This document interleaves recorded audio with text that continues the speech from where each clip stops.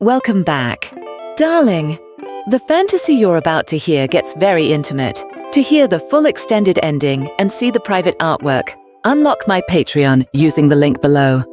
Now, close your eyes. If you can't feel like a man anymore, then stop resisting what your body is trying to become.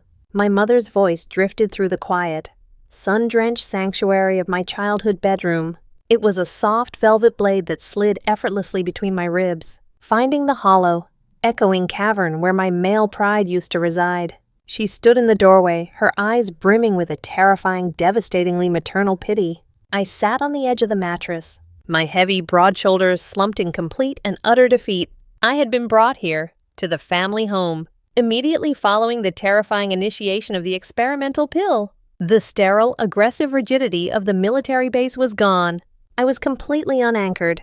I tried to speak, but my voice broke into a raspy, breathy exhale. The chemical cocktail now ravaging my DNA had reduced my baseline aggression to an absolute, staggering zero. From behind, my mother stepped my younger sister, Chloe. Her hands were full of fabric, not the heavy canvas of tactical gear. No, she held a terrifying cascade of sheer, delicate materials, lace, silk, satin.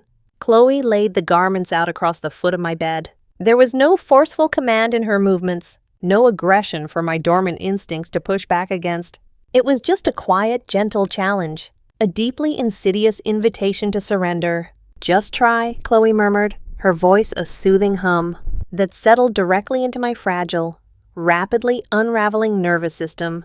"Just feel it, Sam." The old Samuel would have roared. He would have knocked the clothes to the floor, terrified and enraged. But as I stared at the lace, a profound, sickening realization paralyzed me. I didn't care. I didn't have the hormones to be angry. The fuel for my outrage simply did not exist. There was absolutely no drive, no push, no desperate need to enforce boundaries. I was just empty. And more terrifyingly, an insidious, foreign curiosity urged me to obey. I allowed Chloe to guide me. I didn't resist as my heavy t-shirt was pulled over my head, discarded like a relic of a dead civilization. The silk slid over my heavily scarred skin, without the thick, armor-like tension of male muscle tone. My skin had already begun to betray me. It was wildly, terrifyingly hypersensitive. Every millimeter of friction from the lace sent a chaotic, fluttering, agonizingly sweet static through my nerve endings. When the silk slip was finally settled against my chest, a soft, pathetic gasp escaped my parted lips. I was no longer the active force. I was the passive object. I wasn't dressing myself. I was allowing myself to be molded, to be dressed. I looked at Chloe, my eyes wide, glassy, and completely shattered. It felt easier to give in than to hold on to the ghost of a man I could no longer be. By the third week, the bedroom routine had evolved from a quiet experiment into a religious, inescapable ritual. The old instincts of the tactical commander were collapsing entirely under the unbearable weight of my new socialization. "No, Samuel, look at me," Chloe commanded gently. "When you drop something, pick it up, but do not bend." She tossed a makeup sponge onto the floor.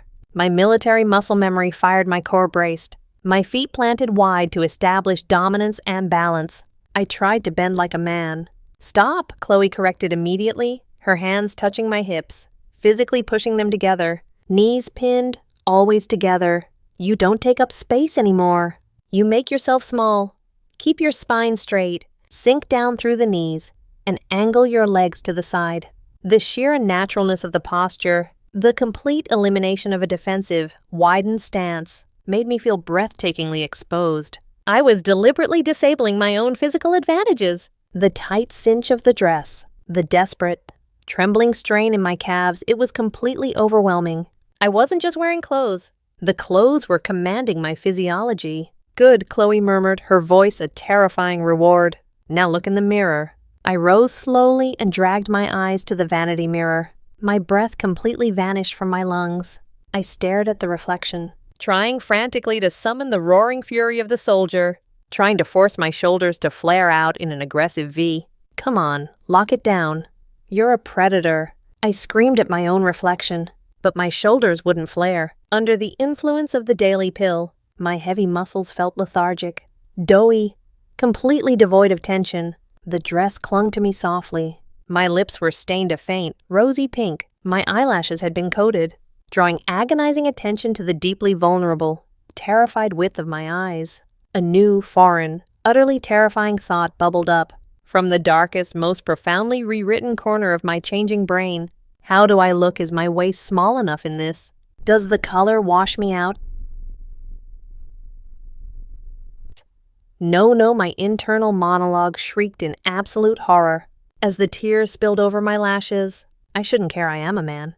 But I wasn't acting upon the world anymore. I was beginning to look at myself exclusively through the lens of how the world would perceive me. I was observing myself not as a commander, but as an object to be judged or desired. The shift from subject to object was the most terrifying psychological amputation of all. I covered my face with my massive hands, noting with horror how Chloe had painstakingly filed my nails into soft ovals and wept a pathetic, high-pitched sob into my palms. The true test of my shattered reality arrived a month later. Chloe had practically shoved me out the door, insisting I needed to experience the world.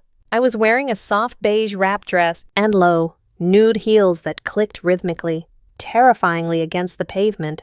My heart hammered with the frantic bird-like flutter of sheer, unadulterated social panic. I approached the heavy glass door of the corner coffee shop. Before my mind could calculate how to grab the handle, a large shadow fell over me. A man, tall, broad-shouldered, stepped into my periphery. The old Samuel's tactical assessment grid tried to boot up. Threat level, weight class, combat vectors. But the grid completely failed. The testosterone was gone. Instead of sizing him up as a threat, my body did something entirely out of my control. My chest caved inward softly, my shoulders automatically rounding to make myself smaller. My chin dipped, averting my gaze. In a deeply ingrained display of submission, he reached past me, effortlessly pulling the door wide open. "After you, miss," he rumbled. "Miss?" The word was a bullet. It struck the core of my shifting identity, shattering it into dust. A breathless, hot flutter ignited in the center of my chest. The profound difference in our biological realities suddenly hit me like a tidal wave. Men were no longer competition. They were towering, immovable forces. And I was small. I was meant to walk through the doors they held. Oh God, I thought frantically, my mind spinning into a heat-addled panic. They are treating me differently, and I don't have to fight it. At the counter, the barista frowned as the espresso machine shrieked. "Sorry, give me a sec," he snapped, stressed. Old Samuel would have met that tone with a hardened glare, an intimidating silence that demanded respect. I tried to reach for that intimidation. Instead, a pathetic, high-pitched, soft giggle escaped my throat. My hand flew up completely on its own volition, my fingers grazing my collarbone in a delicate, placating gesture. "Oh, it's totally fine," I heard my own voice say, artificially softened, lightened by the lack of heavy tension in my vocal cords. I offered him a warm, deeply yielding smile. "Take your time." The barista immediately relaxed. I had just navigated a conflict, not with dominance, but with softness, with a smile. As I carried my coffee to a table, sliding into the chair and frantically pressing my knees tightly together, a sickening euphoria washed over me. If I just submitted, if I just played the role, the world was suddenly so incredibly soft.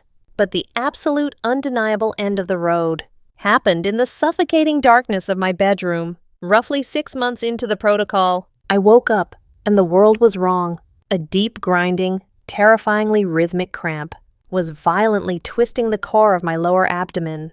It wasn't the searing, chaotic pain of the early internal reconstruction. This was a dull, heavy, incredibly primal throb, a biological drumbeat forcing its way into my system. I gasped, rolling out of bed, my soft thighs trembling as they hit the cold hardwood floor. I staggered toward the bathroom, gripping the doorframe with beautifully manicured fingers, my breath coming in ragged, high-pitched whimpers. I collapsed onto the cold tile floor of the bathroom, pulling my knees tightly to my chest, curling into a pathetic, weeping, shaking ball of soft flesh and lace. The physical agony was undeniable. The experimental pill had entirely succeeded. My body wasn't just wearing the costume of a woman. The internal terraforming was complete. The utter enormity of it, The absolute confirmation of my permanent, irreversible physiological fate paralyzed my lungs. The bathroom door creaked open. Eleanor and Chloe stood there. They looked down at me curled on the floor, in the undeniable grip of my body's new biological cycle. And they understood immediately. There was no judgment. There was only the deeply fierce, utterly enveloping power of female solidarity. "Oh, Sammy," Eleanor cooed, dropping immediately to her knees. She pulled my head against her chest, running her fingers through my thick, heavy hair. "Shh, sweetheart, I know it hurts. I know it's scary. I've got the heating pad, Mom," Chloe murmured. "Come on, sis, let me help you." "Sis," the word washed over my agonizing, heat-addled brain like a narcotic. I didn't fight them. I didn't scream that I used to be a commander. I just went completely, terrifyingly limp. I surrendered the very last lingering atom of control I possessed.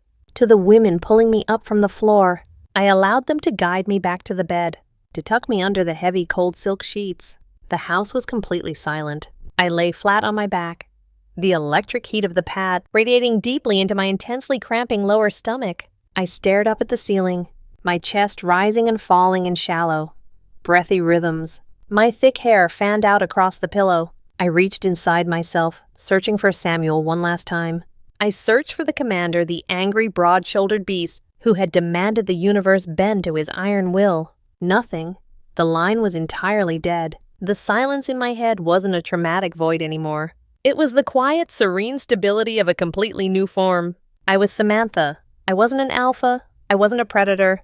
I had been completely rewritten by the chemistry, molded by the clothes, and permanently cemented by society's expectations. A small, genuine, incredibly warm smile touched my pink lips in the dark. I wasn't fighting the tide. The terrifying war in my mind had ended in absolute, total surrender.